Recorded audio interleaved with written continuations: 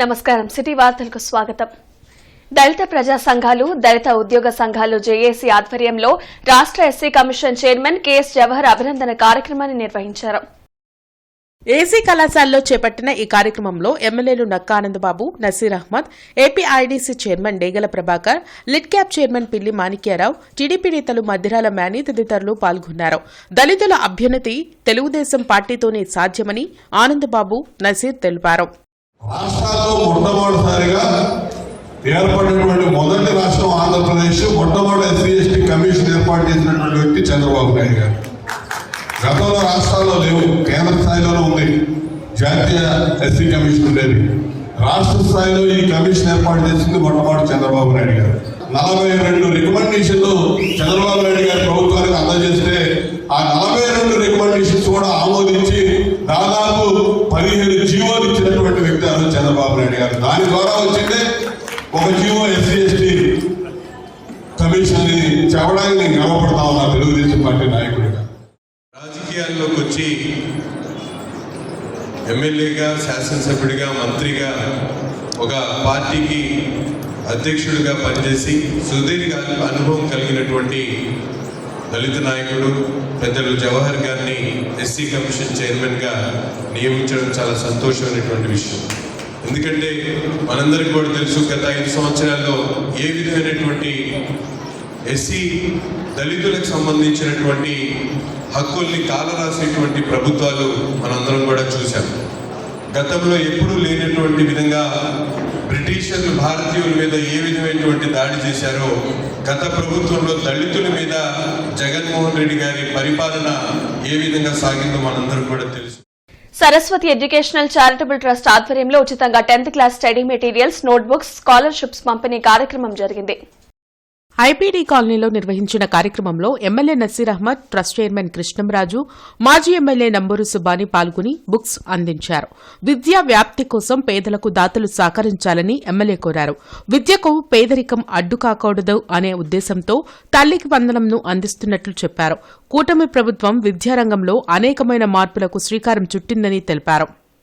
అంజుమన్ స్కూల్లో చదివేటువంటి ముస్లిం మైనారిటీ విద్యార్థులకు, అలాగే ప్రభుత్వ పాఠశాలలు చదువుతున్నటువంటి విద్యార్థులు, 10వ క్లాసు 9వ క్లాసు చదువుతున్నటువంటి విద్యార్థులకు ఆయన ఏదైతే క్వశ్చన్ పేపర్, గైడ్ పేపర్ ఉందో దాన్ని దాదాపు 1300 రూపాయలు విలువ కలిగినటువంటి క్వశ్చన్ గైడ్ని దాదాపు 65 మంది పిల్లలకి ఇవ్వడం, అంతేకాకుండా స్కాలర్షిప్స్ కూడా వాళ్ళకి ఇవ్వడం జరుగుతూ ఉంది.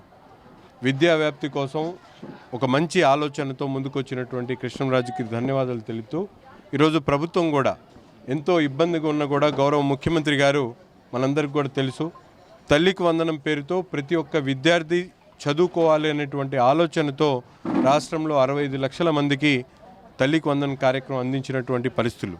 గత ప్రభుత్వంలో జగన్మోహన్ రెడ్డి గారు ఏ పిల్లవాడు చదివిస్తావు తల్లి అని చెప్పి అడిగితే ఈరోజు ప్రతి పిల్లవాడు చదువుకోవాలనేటువంటి ఆలోచనతో మాజీ రాష్ట్రపతి ఏపీజే అబ్దుల్ కలాం వర్ధంతి కార్యక్రమం వైసీపీ రీజనల్ కార్యాలయంలో జరిగింది. ఆయన చిత్రపటానికి వైసీపీ శ్రేణులు పుష్పాంజలి ఘటించారు. గార్డెన్స్ లోని వైసీపీ కార్యాలయంలో అబ్దుల్ కలాం 10వ వర్ధంతి కార్యక్రమం జరిగింది. ఈ కార్యక్రమంలో మాజీ మంత్రి అంబటి రాంబాబు, ఎమ్మెల్సీ చంద్రగిరి ఏశ్వరత్నం, మోదుగుల వేణుగోపాల్ రెడ్డి, నగర అధ్యక్షురాలు నూరి ఫాతిమా పాల్గొని ఆయన చిత్రపటానికి పూలమాలలు వేసి నివాళులర్పించారు.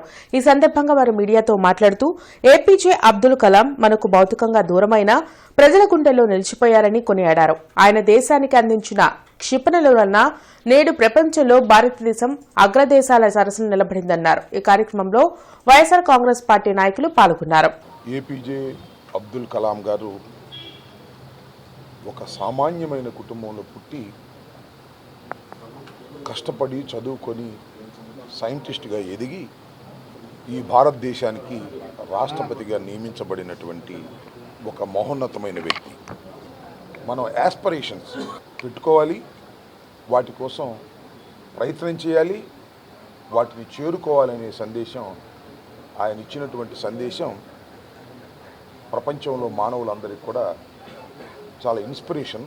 అలాంటి మహానుభావుడు 10 సంవత్సరాల క్రితం చనిపోవటం, వారి జ్ఞాపకాలను మనం గుర్తు చేసుకోవటం ఈ సందర్భం. నేడు సమాజంలో ఎక్కువగా వస్తున్న మూత్రపిండాల వ్యాధులపై అవగాహన కార్యాలయంలో ఆరోగ్య సభ జరిగింది. అరండల్పేటలోని అవగాహన సంస్థ కార్యాలయంలో జరిగిన ఆరోగ్య సభలో ప్రముఖ యూరాలజిస్ట్ డాక్టర్ వెంకటనాయుడు పాల్గొన్నారు. ఈ సందర్భంగా ఆయన మాట్లాడుతూ షుగర్ వ్యాధి ఉన్న వారిలో ఎక్కువగా కిడ్నీ సమస్యలు వచ్చే అవకాశం ఉందన్నారు. మద్యం సేవించడం, సరైన ఆహార నియమాలు పాటించకపోవడం వలన కిడ్నీలో రాళ్లు ఏర్పడతాయని చెప్పారు. దాని వలన యూరిన్ ఇన్ఫెక్షన్ వచ్చే అవకాశం ఉంటుందన్నారు. యూరిన్ సమస్యలు రాగానే డాక్టర్ను సంప్రదించాలని సూచించారు. ఈ కార్యక్రమంలో వడ్డానం చంద్రశేఖర్, సుబ్బారావు, ఏవి సాయిరాం, కొండా శివరామిరెడ్డి తదితరులు పాల్గొన్నారు.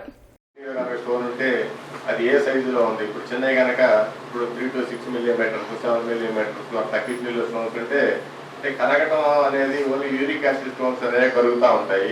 అవి చాలా రేర్గా ఉంటాయి. ఇప్పుడు మనకి యూజువల్గా 99.9% stones uric acid stones, uric acid composition ఉంటుంది, కానీ మిగతాయి కూడా ఉంటాయి. కాల్షియం ఆర్బోరేట్, కాల్షియం ఫాస్ఫేట్, ఇట్లాగ సిస్టీన్ అని ఇట్లాగ మిగతాయి కూడా ఉంటాయి. సో కరుగుతాయి, పడతాయి అనేది క్లియర్ కాన్సెప్ట్ కాదు. అది మా అంటే అల్లోపతిలో కరెక్ట్ కాదు. ఆయుర్వేదిక్, హోమియోపతిలో వాళ్ళు మెడిసిన్ అవుతుంది అంటారు. మరి ఆ సబ్జెక్ట్ వాళ్ళు వేరేగా ఉంటుంది. సో వాటికి అట్లా నొప్పి వచ్చినప్పుడు డాక్టర్ దగ్గరికి వస్తే చేసి స్టోన్స్ సైజుని బట్టి 6 అలాంటివి అయితే యూజువల్గా పడిపోతాయి, మెడిసిన్స్ రాసిస్తారు. బృందావన్ గార్డెన్స్ శ్రీ వెంకటేశ్వర ఆలయం అన్నమయ్య కళావేదికపై ప్రముఖ గాయని రాగమయూరి గాత్ర కచేరీ శనివారం రాత్రి ప్రేక్షకులను అలరించింది. నాగార్జున సాంస్కృతిక కేంద్రం, నాగార్జున సంగీత కళాశాల సంయుక్తంగా నిర్వహించిన కార్యక్రమాన్ని మాజీ హైకోర్టు న్యాయమూర్తి కేజీ శంకర్ ప్రారంభించారు. రాగమయూరి పలు త్యాగరాజ కీర్తనలను ఆలపించి ప్రేక్షకులను ఆకట్టుకున్నారు. వీరికి మృదంగంపై రామకృష్ణ, వైలిన్పై చావల శ్రీనివాస్ వాయిద్య సహకారం అందించారు. కార్యక్రమాన్ని సాంస్కృతిక కేంద్రం కార్యదర్శి కె సూర్యనారాయణ పర్యవేక్షించారు.